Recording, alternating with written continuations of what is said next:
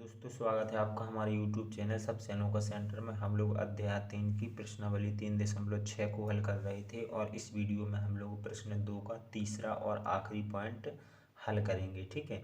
पहले प्रश्न की हेडिंग देख लेते हैं। प्रश्न कह रहा है कि निम्न समस्याओं को रैखिक समीकरण युग्म के रूप में व्यक्त कीजिए और फिर उनके हल ज्ञात कीजिए। ठीक है। जो भी हमें पॉइंट के अंदर प्रश्न दिया गया है उस प्रश्न से हमें रैखिक समीकरण युग्म बनाना है और फिर हमें उन्हें हल भी करना है। ठीक है। सबसे पहले रैखिक समीकरण युग्म बनाएंगे। तो जो इसके अंदर प्रश्न दिया गया है उसे देखिएगा। प्रश्न है हमारा, रूही 300 किलोमीटर दूरी पर स्थित अपने घर जाने के लिए कुछ दूरी रेलगाड़ी द्वारा तथा कुछ दूरी बस द्वारा तय करती है। यदि वह 60 किलोमीटर रेलगाड़ी द्वारा तथा शेष बस द्वारा यात्रा करती है तो उसे 4 घंटे लगते हैं। ठीक है। 60 किलोमीटर अगर रेलगाड़ी द्वारा यात्रा करती है 400 किलोमीटर में से तथा शेष बस द्वारा यात्रा करती है तो कह रहा है 4 घंटे लगते हैं।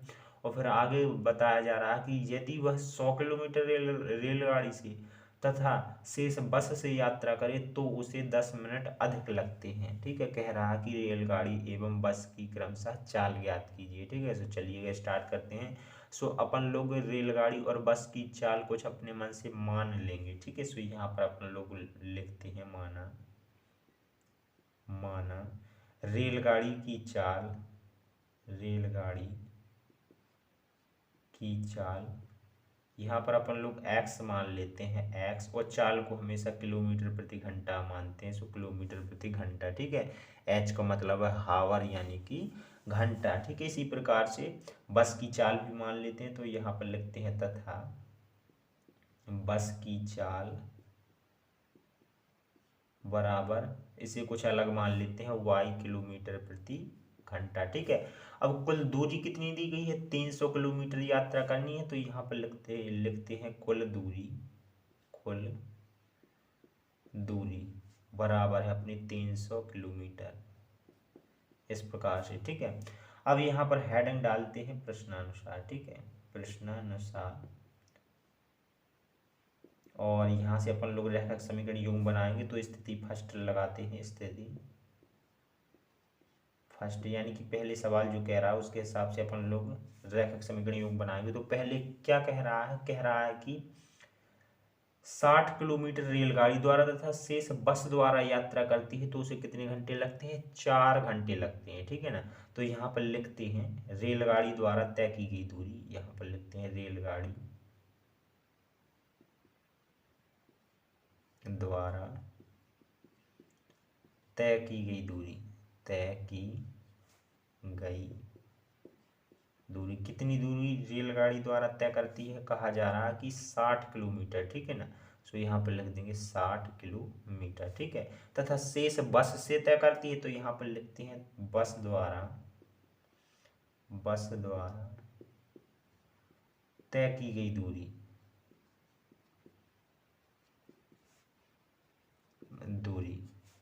तो कितनी दूरी तय करेगी बस द्वारा?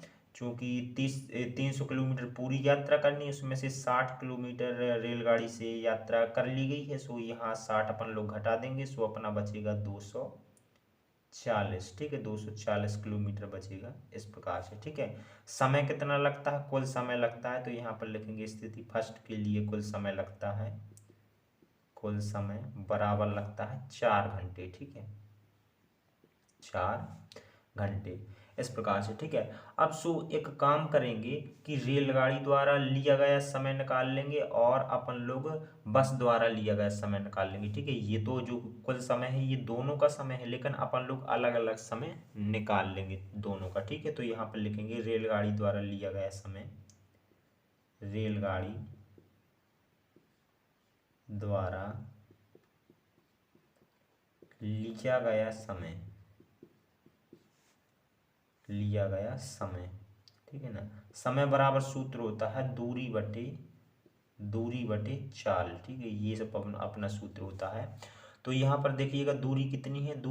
अपनी, चूंकि रेलगाड़ी की बात हो रही है तो रेलगाड़ी कितनी दूरी तय करती है? 60 किलोमीटर। तो यहाँ पर लिख देते हैं दूरी की जगह पे 60 और समय नहीं सॉरी चाल है, तो चाल कितनी है रेलगाड़ी की चाल अपन लोगों ने मानी है एक्स, तो यहाँ पर लिख देंगे एक्स। ठीक है, तो रेलगाड़ी द्वारा लिया गया समय कितना है 60/एक्स घंटे। ठीक है, 60/एक्स घंटे ये रेलगाड़ी द्वारा लिया गया समय है 60 किलोमीटर यात्रा करने में। ठीक है, इसी प्रकार से अपन लोग बस द्वारा लिया गया समय निकाल लेंगे, तो यहाँ पर लिखेंगे तथा बस द्वारा लिया गया समय, तो समय बराबर फिर वही सूत्र है अपना, समय बराबर दूरी बटे चाल। लेकिन इस बार बस की बात हो रही है, तो बस कितनी दूरी तय करती है, बस अपनी 240 किलोमीटर दूरी तय करती है, तो यहाँ पर दूरी की जगह 240, और चाल बस की चाल कितनी मानी अपन ने वाई, तो यहाँ पर हो जाएगा वाई। ठीक है, बस द्वारा कितना समय लिया जाता है 240/वाई। ठीक है, तो दोनों के समयों को अपन लोग जोड़ देंगे। ठीक है, जो दोनों समय लेती हैं, ये रेलगाड़ी समय लेती है अपनी, ये रेलगाड़ी समय लेती है, और ये अपनी बस समय लेती है। ठीक है, और दोनों मिलाकर कितना समय लेती है 4 घंटे, तो दोनों के समय को अपन लोग जोड़ करके कितना लिख सकते हैं 4 घंटे, तो यहाँ पर लिखते हैं यहाँ पर 60/एक्स और प्लस 240/वाई और बराबर दोनों समय लेती हैं मिला करके 4 घंटे। ठीक है, इस प्रकार से इसे समीकरण 1 का नाम दे देंगे। ठीक है, इसी प्रकार से स्थिति सेकंड डालेंगे, अब स्थिति सेकंड।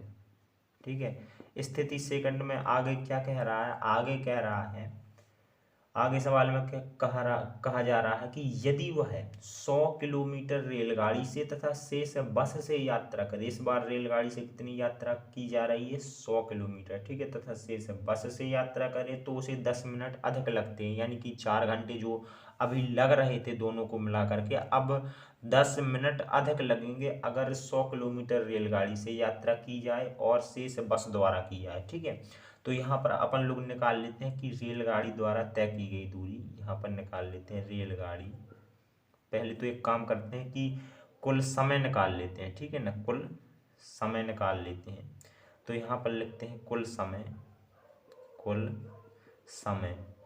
तो कुल समय के लिए क्या करेंगे, अपने पास 4 घंटे तो है ही है, और कह रहा है कि 10 मिनट अधिक लगेंगे, तो 10, अब ये घंटे हैं ये मिनट है, तो इसे भी अपन लोग क्या करेंगे, इस मिनट को भी घंटे में बदलेंगे, तो इसमें अपन लोग 60 से भाग दे देंगे। ठीक है, सो अपन लोग इसमें 10 से भाग देंगे, तो यहाँ पर एक बार भाग जाएगा, यहाँ पर अपना 6 बार भाग जाएगा, यानी कि 1/6 आ गया है। ठीक है, इसे थोड़ा सा सॉल्व करेंगे, सो 4 + 1/6। ठीक है, इसके नीचे एक करेंगे, इन दोनों का अपन लोग लासा ले लेंगे, लासा लेंगे तो अपना 6 लासा आएगा, यहाँ भाग 6 बार जाएगा, 6 का गुणा 4 में कर देंगे, तो यहाँ पर अपना 24 आ जाएगा, प्लस यहाँ पर भाग कई बार जाएगा, यानी कि ऊपर की संख्या जो हुई त्यों आ जाएगी, और यहाँ पर कितना हो जाएगा 24 और 1 25, और बटे में है अपना 600, ये 25/6 घंटे ये लग रहा है अपना कुल समय। ठीक है, स्थिति 2 में, यानी कि 100 किलोमीटर रेलगाड़ी से यात्रा करने में तथा शेष बस से यात्रा करने में इतना समय लगता है। ठीक है, अब अपन लोग निकाल लेते हैं, तो यहाँ पर निकाल लेते हैं,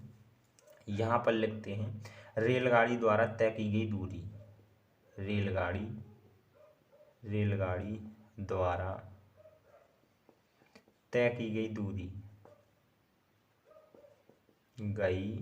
दूरी। ठीक है, प्रश्न कह रहा है कि 100 किलोमीटर रेलगाड़ी से यात्रा की जाती है, तो यहाँ पर कितना हो जाएगा 100 किलोमीटर। ठीक है, अब देखिएगा ये इसकी दूरी है। ठीक है, तो समय कितना लेगी, समय भी निकाल लेते हैं, तो यहाँ पर लिखते हैं समय बराबर हमने क्या बताया था, दूरी बटे क्या होती है चाल, तो दूरी कितनी है इसकी, दूरी है 100, और चाल कितनी है, रेलगाड़ी की बात हो रही है तो रेलगाड़ी की चाल कितनी है x।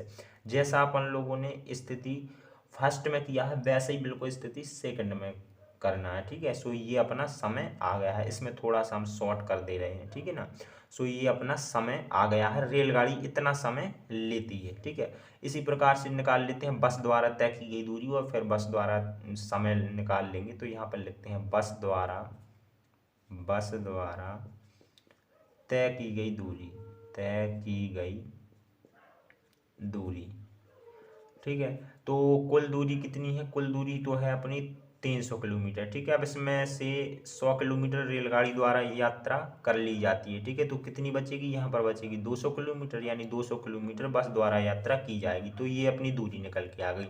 तो अपन लोग समय निकाल लेंगे, तो यहाँ पर लिखेंगे समय बराबर वही सूत्र, दूरी बटे चाल। तो दूरी, यहाँ पर बस की बात हो रही है, तो यहाँ पर 200 और बटे में 200 बटे में बस की चाल क्या मानी थी अपन लोगों ने, बस की चाल मानी थी y किलोमीटर। तो ये अपन लोगों ने ये बस द्वारा लिया गया समय निकाल लिया। ये रेलगाड़ी द्वारा लिया गया समय है, ये बस द्वारा लिया गया समय। दोनों समयों को जोड़ देंगे, दोनों टाइमों को जोड़ देंगे, और कुल दोनों मिलाकर के कुल टाइम कितना लेती हैं, 25/6 घंटे। ठीक है ना, कुल टाइम, कुल समय।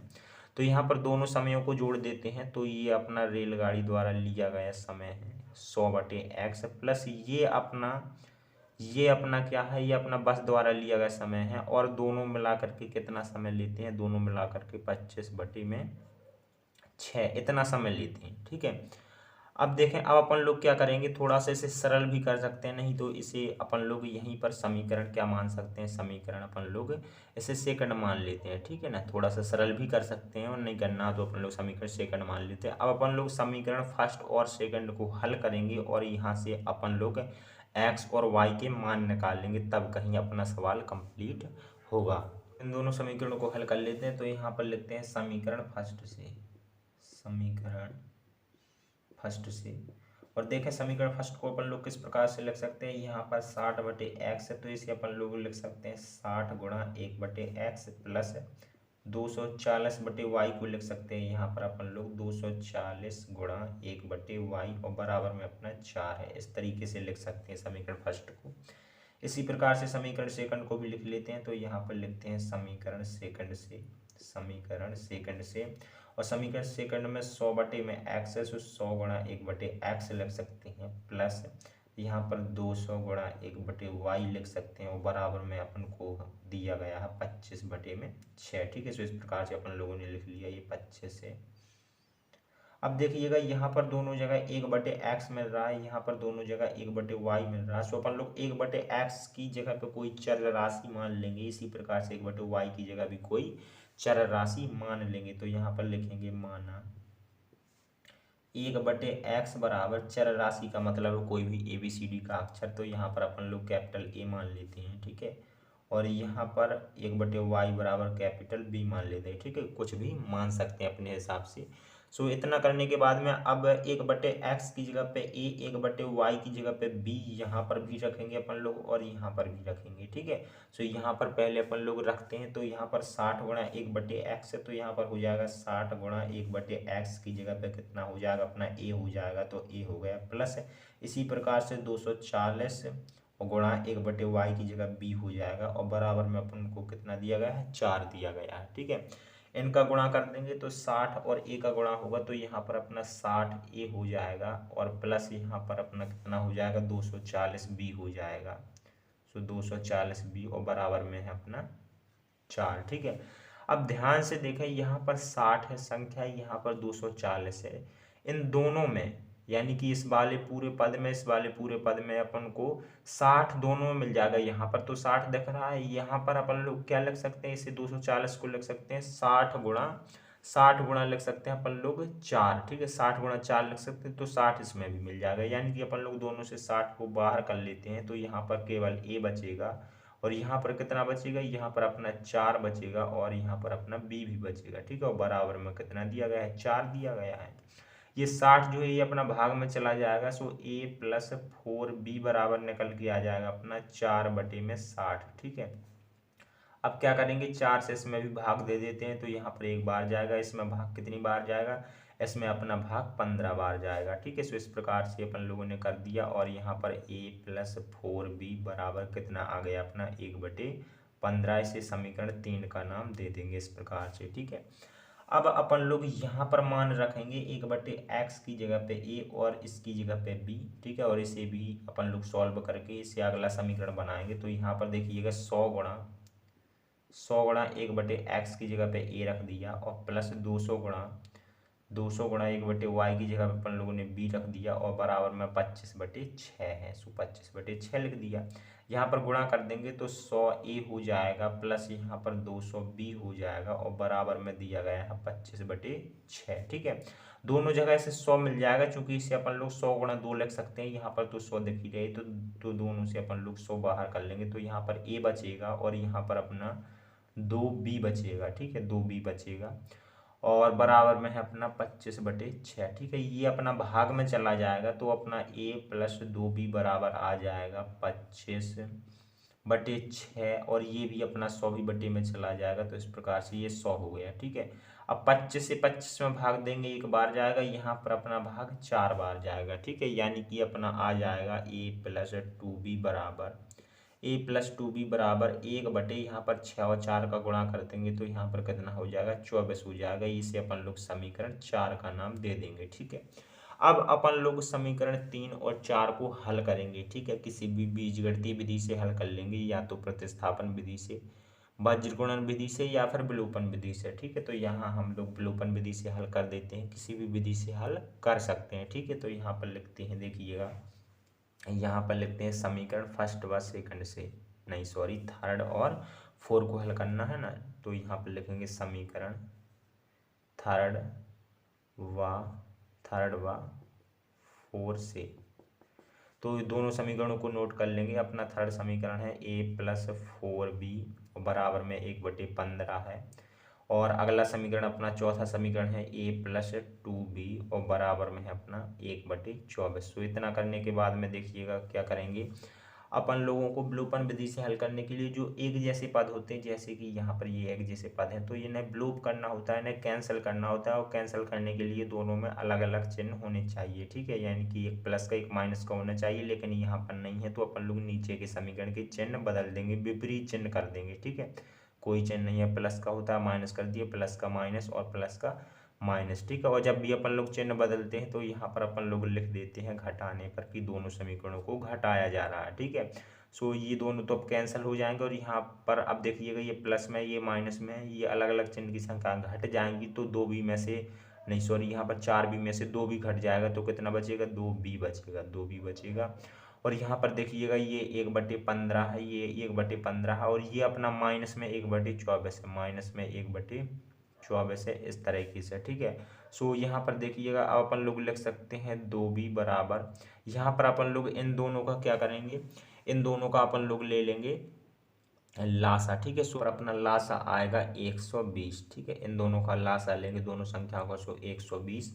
अब अपन लोग क्या करेंगे, अब अपन लोग 15 से भाग देंगे, 15 से भाग देंगे 120 में, सो अपना भाग 8 बार जाएगा, 8 का गुणा अपन लोग 1 में कर देंगे, सो यहाँ पर 8 हो जाएगा। ठीक है ना, अब माइनस का चिन्ह लगा है तो माइनस का चिन्ह लगा देंगे। अब अपन लोग 24 से 120 में भाग देंगे तो भाग 5 बार जाएगा, और 5 का गुणा अपन लोग 1 में कर देंगे, सो यहाँ पर इस तरीके से आ जाएगा, तो 2b बराबर आ जाएगा। यहाँ पर 8 में से 5 को घटा देंगे, सो कितना बचेगा अपना 3, और बटे में कितना है 120 है, 120 है। ठीक है, अब अपन लोग 3 से 3 में भाग देंगे, एक बार जाएगा, यहाँ पर भाग कितनी बार जाएगा, भाग 40 बार जाएगा। ठीक है ना, सो 2b बराबर कितना आ गया है, 2b बराबर आ गया है अपना 1/40। ठीक है, और ये 2 को अपन लोग भाग में ले जाएंगे, चूंकि ये गुणा की संख्या क्या अपनी भाग में जाती है, इन दोनों के बीच में क्या है, गुणा का चिन्ह है, तो यहाँ से अपन लोग b बराबर निकालेंगे, तो b बराबर आ जाएगा 1/40, और बटे में ये अपना 2 चला गया। ठीक है, इन दोनों का गुणा कर देंगे तो b बराबर आ जाएगा अपना 1/40 दूना 80 हो जाएगा, तो b बराबर आ गया है अपना 1/80।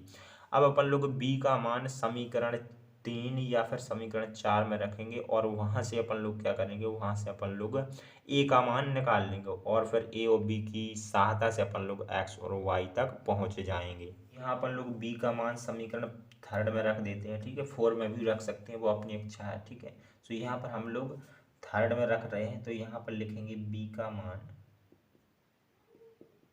का मान समीकरण 3 में रखने पर ठीक है, तो समीकरण 3 को एक बार लिखेंगे a प्लस 4b बराबर 1/15, इस तरीके से है। तो a प्लस 4 गुणा b की जगह पे रख देंगे 1/80, तो यहाँ पर 1/80 और बराबर में 1/15। ठीक है, यहाँ पर अपन लोग 4 से 4 में भाग देंगे एक बार और यहाँ पर अपना भाग जाएगा 20 बार। ठीक है, तो अपना a प्लस 1/20 आ गया, 1 का गुणा 1 में होगा और यहाँ पर अपना 20 है और प्लस 1/15 इस तरीके से। ठीक है, अब अपन लोग क्या करेंगे देखिएगा, 1/20 है अपना, इसे अपन लोग 1/15 की तरफ ले जाएंगे, तो यहाँ पर अपन लोग सॉल्व कर देते हैं। तो यहाँ पर a बराबर अपन निकल के आ जाएगा 1/15 और माइनस का 1/20 इस तरीके से। ठीक है, सो a बराबर 15 और 20 का अपन लोग ले लेंगे लासा। ठीक है, 15 और 20 का अपन लोग लासा लेंगे, सो यहाँ पर कितना आ जाएगा, अपना लासा आ जाएगा, यहाँ पर देख लें कि यहाँ पर अपना 60 लासा आ जाएगा। ठीक है ना, 60 लासा आ जाएगा, जब अपन लोग लासा लेंगे तो 60 आएगा और 60 में अपन लोग क्या करेंगे, 15 से भाग देंगे। ठीक है, तो अपना 4 बार भाग जाएगा, 15 चौकी 60 और अपन लोग 4 का जो है गुणा ऊपर वाली संख्या 1 में कर देंगे, तो यहाँ पर 4 आ जाएगा और माइनस यहाँ पर भाग अपना 3 बार जाएगा और 3 से अपन लोग 1 में गुणा कर देंगे, सो यहाँ पर अपना 3 आ जाएगा, यानी कि ये बराबर आ जाएगा, 4 में से 3 को घटा देंगे, सो 1 आ जाएगा और यहाँ पर अपना 60 है। सो इस तरीके से अपना आ जाएगा। ठीक है, सो ये का मान अपना ये आ गया है। अब अपन को निकालना तो था x और y के मान, तो अपन लोग निकालते हैं। तो अपन लोगों ने जो माना था शुरुआत में, अपन लोगों ने क्या माना था, 1/x बराबर अपन लोगों ने a मान रखा था, तो इसको काम में लेंगे और यहाँ से अपन लोग x का मान निकालेंगे। तो यहाँ से अपन लोग x का मान कैसे निकालेंगे, यहाँ पर a की जगह पे a का मान रख देते हैं, 1/60 है तो रख दिया। अब इनका कैंची गुणा कर देते हैं, यानी कि x का गुणा 1 में होगा, 60 का गुणा यहाँ 1 में होगा। ठीक है, तो x का गुणा 1 में होगा, सो अपना x आ जाएगा, क्योंकि जानते हैं कि किसी भी संख्या का गुणा 1 में करें तो वही अपन को संख्या मिल जाती है। यहाँ पर 60 का गुणा 1 में होगा तो 60 आ जाएगा, यानी कि x का मान कितना आ गया, अपना 60 आ गया। ठीक है, इसी प्रकार से अपन लोगों ने शुरुआत में 1/y बराबर क्या मान रखा था, अपन लोगों ने b मान रखा था, तो यहाँ पर अपन लोग b का मान रख देते हैं। तो b का मान कितना है, अपना 1/80 है, तो यहाँ पर रख देते हैं 1/80। इनका भी कैंची गुणा कर देंगे, y का गुणा 1 में होगा y और यहाँ पर 80 का गुणा 1 में होगा, तो यहाँ पर 80 आ जाएगा। ये अपना x और y के मान आ चुके हैं। ठीक है, अब जो प्रश्न कह रहा था उसका आंसर दे देते हैं। तो यहाँ पर लिखते हैं, अतः रेलगाड़ी की चाल